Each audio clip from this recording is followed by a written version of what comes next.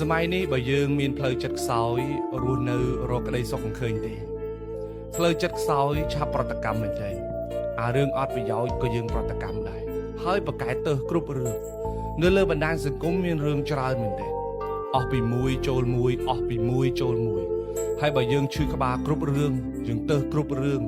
យើងរស់នៅរកក្តីសុខមិនបានទេរៀនគ្រប់គ្រងខ្លួនឯងខ្លះកុំឲ្យផ្លូវចិត្តខ្លួនឯងនឹងវាមួម៉ៅគ្រប់រឿងពេករឿងណាចំណេញចាំមើលរឿងណាមានប្រយោជន៍ចាំមើល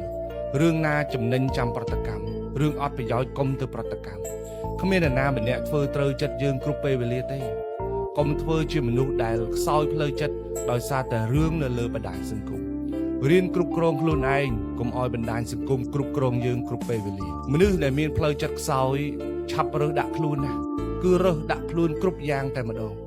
នរណាគេនិយាយអីរៀងស្តៀងរឿងយើងតិចយើងចាប់ផ្ដើមរើសដាក់ខ្លួនយើងចាប់ផ្ដើមអន់ចិត្តយើងចាប់ផ្ដើមតុកសិចជាមួយគេកុំធ្វើអញ្ចឹងអីរឿងខ្លះអូសម្លងទៅមនុស្សតុកសិចច្រើនណាស់នៅលើបណ្ដាញសង្គម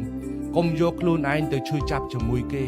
កុំចង់ឈ្នះចាញ់ជាមួយមតិនៅលើបណ្ដាញសង្គមវាជារឿងអត់ប្រយោជន៍មែនទេអ្នកខ្លះប្រកែរើសដាក់ខ្លួនណា caption គេតែមួយឃ្លាឯងនេះដេកអន់